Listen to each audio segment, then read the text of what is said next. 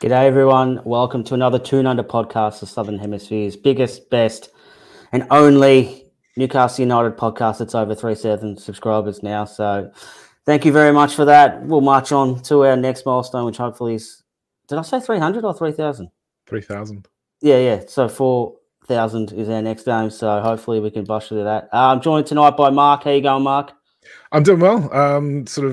Recovering from all of the hectic work period, and hopefully we can chew through some of the more disturbing facts around the club at the moment. Yeah, so we thought we'd jump on tonight.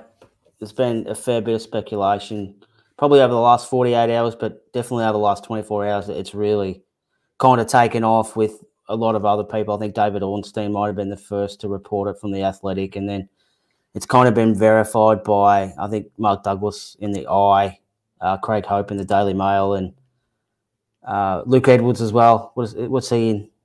The Telegraph, yeah. And the Chronicle's probably just reporting what them other three blokes have been reporting on, which is the Chronicle kind of way of doing things. So we are here to talk about it's a massive rumour, but I think there's a bit more substance to it now than just rumour. It's Dan Ashworth's reported move to Manchester United, which seems to be kind of very imminent in happening. And when we say imminent, we mean probably within a week. We'll find out one way or the other how that's going to fall. How did you feel about it all, Mark, when it sort of things started getting more and more, I guess, real about the whole situation? It's one of those weird situations where Twitter or X or whatever it's called these days is this sort of platform where you'll read one article and then all of a sudden it's this big news story, but all it is everybody retweeting or quoting the original article. So there's one person decided to come up with something and then that everyone else has just run with it without even fact checking or anything like that. This seems to have a little bit more legs than that. There's a lot of sort of kind of like inside scoop stories, as you said, like Craig Hope and the like, Luke Edwards now chipping in his little 2 cents. They've all added their own little bits, haven't they? Yeah, it's feeling like it's gathering some momentum. We obviously went through this, a month ago, 2 months ago, and it kind of felt like that was just shit stirring on Man United's behalf, or you've got a shiny buyout sort of coming. Yeah. Well, they've got their own shiny new toy that they wanted to steal someone else's shiny toy as well. Yeah, exactly. So it's kind of that wasn't quite so bad. And Ashworth said he was happy, and everything was like, yeah, okay, let's just write that off as some bad journalism. Now this feels like it's got a little bit more weight behind it. The Man United's sort of shuffle of power has seemingly gained a little bit more weight. It's almost done. There's talks that Ashworth's good friends with people at Man United now, and he wants to go there. He's open to the move. So yeah, it does feel a little bit like it stings in a way, because let's be honest here. It's more the fact that it's Man United taking something of ours than it is that we are actually losing Ashworth as such. But it's still something that I think we probably need to run through and just sort of like dig a little bit deeper into as well. Yeah, so I think it's very important to kind of put out what we know or what's being reported at the moment, rather than kind of dealing speculation and stuff. So as of the time of recording, so we're Thursday night here in Australia. So yeah, as we record, it's been reported that Manchester United have approached Dan Ashworth, and he seemed receptive to the idea, and he's open to it and things like that. But they haven't actually made an official approach to the club yet. So I think that's very important to kind of get out there, and that's where things are now.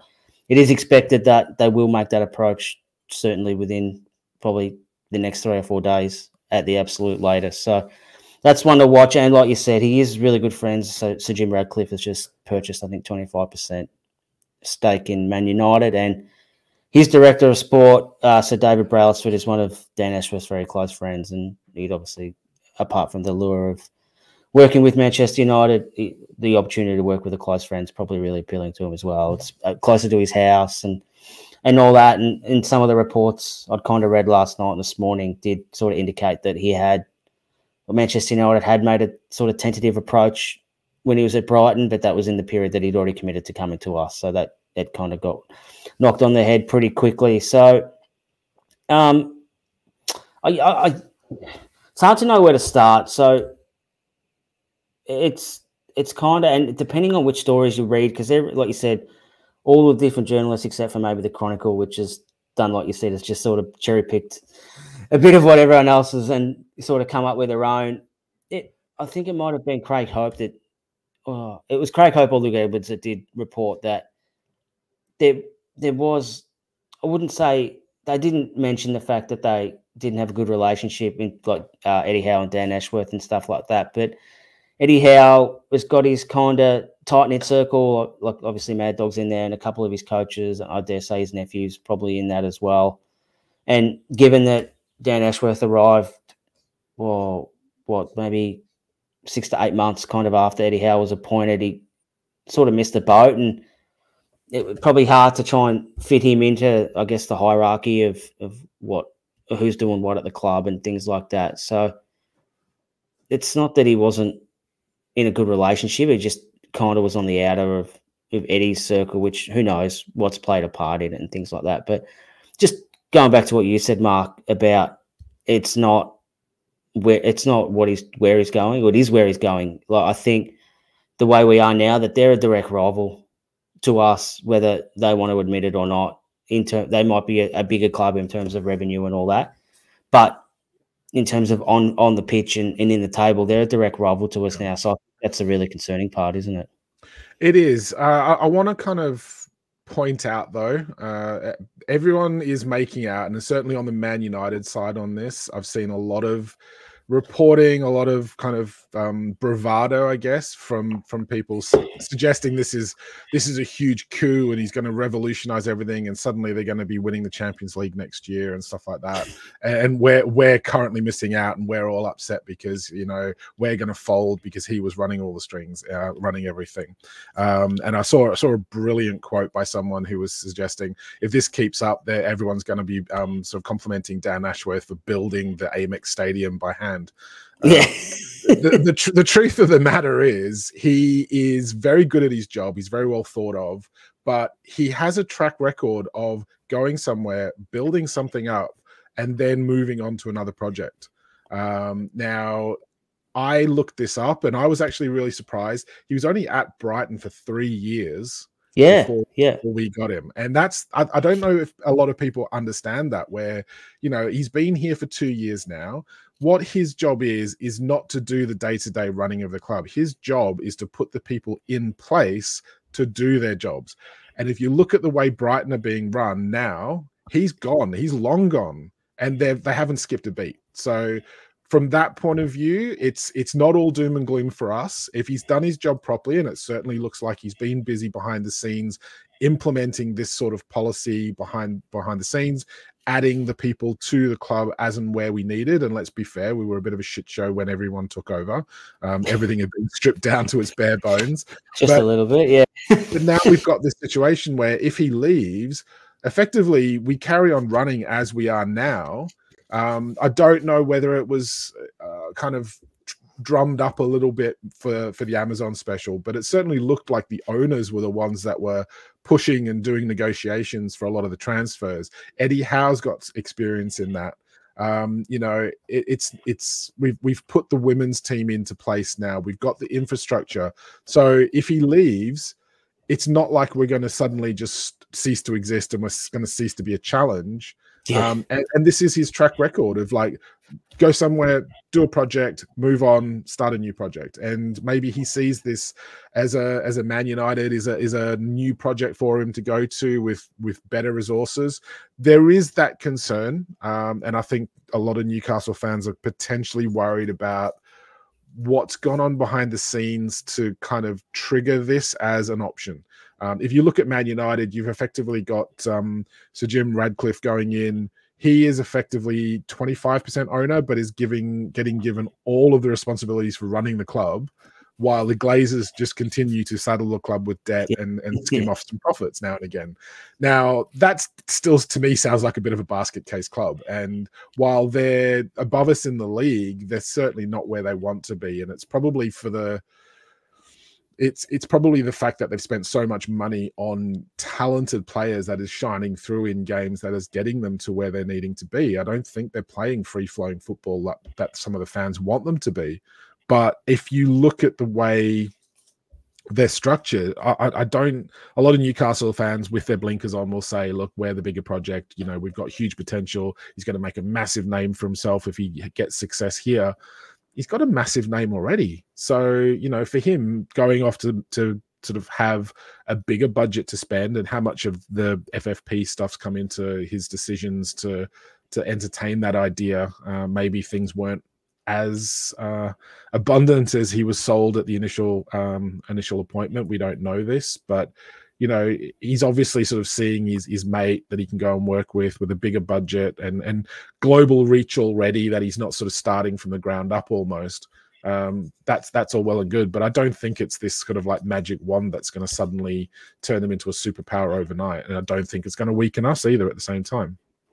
Yeah, no. So in his words, this is one of his first interviews with the club on the official club website or YouTube channel, and probably out everywhere, was kind of referring to himself as the guy in the middle of the wheel who kind of connects everyone together and things like that. So that's how he kind of operated. Now, how much of the day-to-day stuff he does, I don't, unless you're in the inner sanctum, I don't think you'd actually know how much he does either. I think, and from what I sort of gathered from all the stuff I was reading about this last night and this morning, was he done a lot of negotiating, not so much the recruiting. He helped set up the scouting department in terms of appointments and maybe allocations of areas and things like that. But the only thing he really done in terms of transfers was the negotiating part of it. So while that's handy, that's not a big deal, it kind of is a big deal when he's got sort of really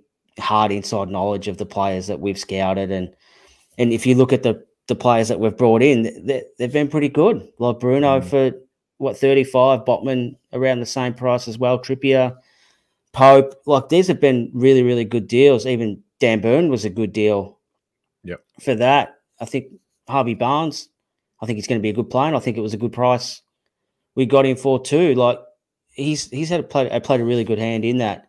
So my concern, and we'll get to what we think is a reasonable outcome for this, but my concern is him taking sort of our intellectual property over to Manchester United and using our maybe scouting and resources that we've put into players to sort of benefit them now. Now, I think the only way to do that is, or to sort of mitigate them circumstances, is guarding leave, which exactly what he served for Brighton. Now, we might as well just get to it now. So he was there, like you said earlier, he was there for Brighton for 3 years, and after he agreed to terms to join us, he served a 3-month period of gardening leave, and then he was free. Now, Brighton wanted £5 million for him. It is a transfer fee, if you want to call it that. It hasn't been reported what the club actually paid for it, but that was the rumor, what they want. So what do you think's fair compensation for Manchester United to pay us, and then we'll maybe get to what's an appropriate gardening leave sort of time frame? I know we've chatted about this on our group chat today, and I have a sour taste in my mouth purely and simply because of the way they tried to shaft us over the Lingard transfer fee. You know, we asked for a transfer deal.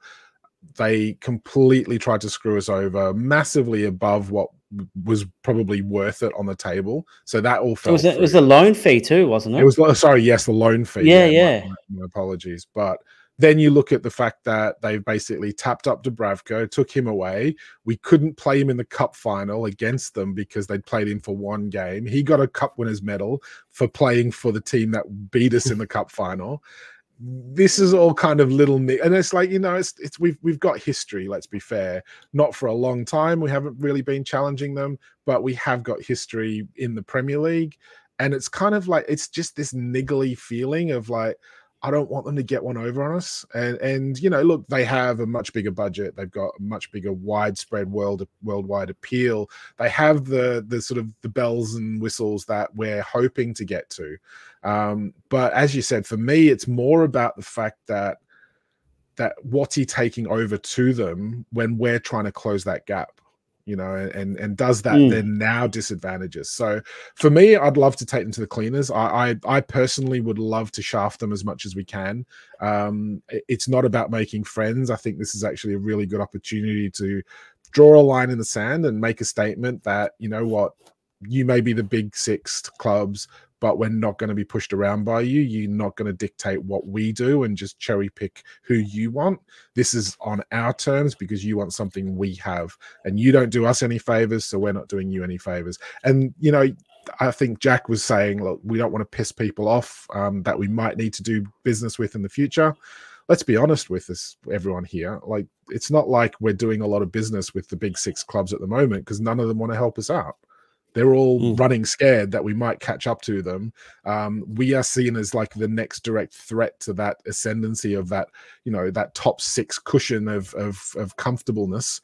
Obviously, Chelsea seems to be doing everything they can to implode at the moment, so it might not be top six for long. But it's that feeling of, we don't owe them anything. We don't owe Dan Ashworth anything.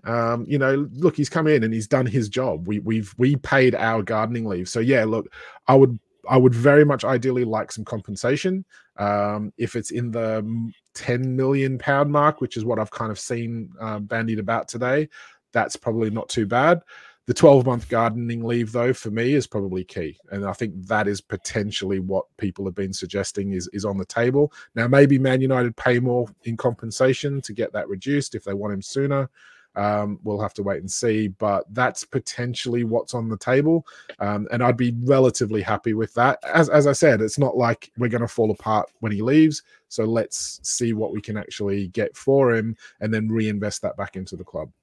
Yeah. So what's more important, do you think, the compensation or the gardening leave time frame?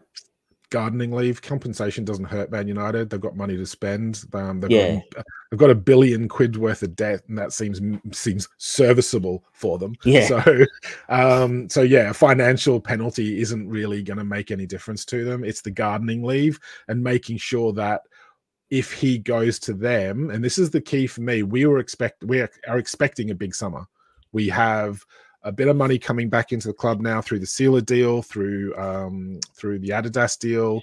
We've got our merchandising back. We're going to have the Champions League money ready to spend. We're going to have some dead wood shifted. So we're expecting a big transfer summer. And I think the last thing we need is to have someone go off and tell Man United all of our little trade secrets, and then we end up not getting any of them because they all end up going there.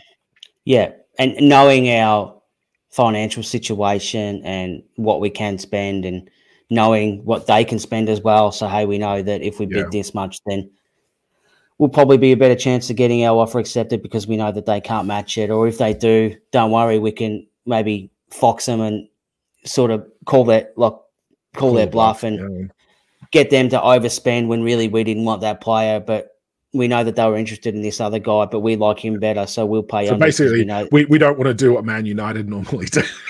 yeah, exactly. So I'm the same. I don't know if it needs to be 12 months. Look, if it is, great. That doesn't bother me, but at least probably 10 for us to be able to identify new players and start, because look, let's not kid ourselves here.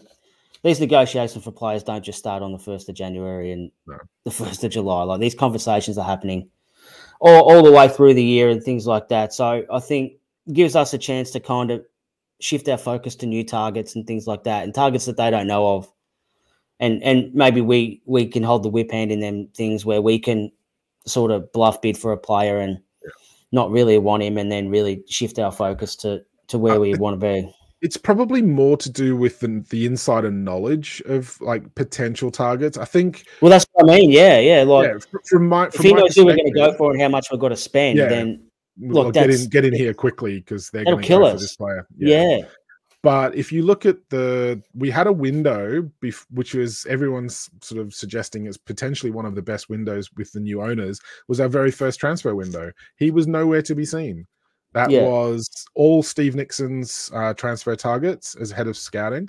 I'm sure we've built our scouting network up. And in fact, I think there was a scouting job advertised, very looking at sort of match footage and doing analysis and stuff like that quite recently for the club.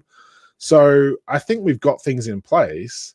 And, you know, if we can still pull out the likes of a Trippier or a Bruno and then add a few little sort of, you know, support pieces like a Dan Burn, even a Chris Wood. I know people don't rate him in his time here, but he served a purpose. Be bloody handy now. He did the job, and we'd love to have another striker on the books, right? So look, I don't think we'll stagnate. I think we will still have targets up our sleeve that we will go for. I think we'll have our irons in the fire, so to speak. And if Steve Nixon is still kind of putting the targets out there, then we'll wait and see what happens. So how do you think it'll affect this summer? Like, do you think it's going to play a major role, or they've kind of probably already started narrowing that shortlist down to a handful of players, maybe 3 or 4 in each position that they've identified that they really need? Well, we're just going to go and poach Bournemouth anyway, aren't we? So it's well, that's that was my next question. Do you know who the director of football is at Bournemouth? Because I got a feeling he's going to get tapped up in about 3 or 4 days' time. Yeah. I don't think it's quite as simple as that. We just Eddie Howe wants all these old Bournemouth players and staff and everything there. Look, there are rumors going around that, you know, Dan Ashworth may have been sort of made the blame target for maybe not doing due diligence on Tonali. Maybe there's issues with like not seeing eye to eye with Eddie Howe on transfer targets. But, you know, realistically speaking, there has to be that kind of connection between them, and Dan Ashworth's there not to force targets onto Eddie Howe, because that's what a lot of things happen in other clubs for, and it never ends well because the manager needs to pick the manager's players that he wants to play for the club. Now, there's the Brighton model where it's you know, it's expected that there's this continuity. I suspect that will be the same here if we've put things into place, the same sort of model. But I'm not super stressed about the summer. I think we will have our targets. There's no guarantee we'll get them. I think as soon as anything becomes available these days, it's not just a case of who Man United know about. It's the agents make it perfectly public knowledge, trying to make a bidding war. The club makes a bidding war. Everyone wants to jack the prices up. Oh, it's Newcastle, right? Slap an extra 10 million on because they've got loads of money. Well, no, we don't, but that's what everyone still seems to think. So yeah, look, I don't have a major burning stress about what we're going to do in the summer. I think we'll still go about our business. Does it complicate things a little bit? Maybe. I mean, I think it's also worth bearing in mind that, you know, beside the whole joke thing of Eddie Howe constantly going back to Bournemouth, there is this thing where, well, he ran everything at Bournemouth, so it's not like he's incapable of doing his own transfer negotiations and identifying targets and things like that. But he should have more support here because of Steve Nixon, because of all of the infrastructure that has been put in place. You know, there's nothing to stop him filling in for a summer like he did when he first joined. Yeah, so I think the way the club's set up now, I guess, with who's doing what and things like that, I think the next guy to come in basically has to be a good negotiator. I think that's his primary objective. The club's fairly confident and happy with how Steve Nixon's identified the players, and I think Eddie Howe's nephew Andy is sort of playing a big role in that as well. And there's another, I guess, someone he can trust in that space. That I think that's, whether he's got control issues or not, like, that's probably a little bit too hard, but I think he does need a level of confidence in certain departments that things are getting done the way he wants them to do. And Andy spent a lot of time at Bournemouth with Eddie and continued on after Eddie left as well. So that's someone he trusts. So I think I've got no idea. I couldn't tell you one other director of football in the Premier League, never mind anywhere else. So we're not going to throw names out purely because we don't know any names, but I think that the person, whoever's going to take the role, and it's going to be a really good role. Let's let's be honest here, mate. Like it's a plum job. Yeah. Working for the club with the scope's huge, richest isn't it? owners The in the scope world. is Yeah, huge. yeah. And even though we're not spending the big bucks that everyone expected us to spend because of all this financial restrictions and the lack of, like, you know, sponsor deals allowed over market value and all of that, but at the end of the day, we're still growing the club. Before Ashley took over, we were ahead of Spurs in terms of revenue and sponsors and stuff like that. So yeah, even if we get back to that level, we're still competing at that top table with the scope to improve even more. So, you know, anyone that takes over knows the scope of the club and what's at stake and what sort of, like, and what the ambitions dreams are they as have, well. the ambitions. Yeah. So yeah, it's a great opportunity It's a great for the job, right person. Yeah. And I'm sure they'll scour the world into finding who they think the best person is to fit the job description. So it might be a little bit different to what other clubs' football directors are. So I'm sure they'll find the right person who maybe has some contacts with good relationship with agents and all that sort of stuff as well. That can sort of do that negotiating.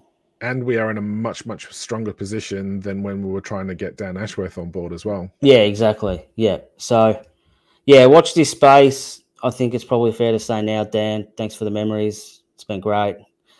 And yeah, we'll see how this plays out. But yeah, I definitely expect something to move pretty quickly within not just an approach, but a decision within a week. I reckon that's not being hyperbolic or what's the headlining or clickbaity or things like that. I think things are going to move pretty quickly because if he doesn't want to be there, I think the club won't want him there. Yeah. And that's the club we are now. Like, if you don't want to be here, see you later. Like, we can find a lot of really good people to work here, and they're good people who want to be here. So if you don't want to be here, you're off. So watch this space. Obviously, this means tomorrow we'll wake up and he'll have been on record saying that he's quite happy to stay at the club. Yeah. But thanks if you're still watching. Thanks for sticking out this long. Just what we said anyway. But that'll do, mate. Yeah, watch this space. Hopefully he stays, but all roads are leading to suggest that he won't. So thanks for the memories, Dan, and thank you, Mark, for jumping on. We'll be back, I think, tomorrow night. I think me and you are on again tomorrow night to do a quick preview of the Bournemouth game. So thanks, everyone, for watching. We'll see you, well, I guess, tomorrow night. Cheers, mate. Have a good night, mate. We'll see you tomorrow. Take it easy.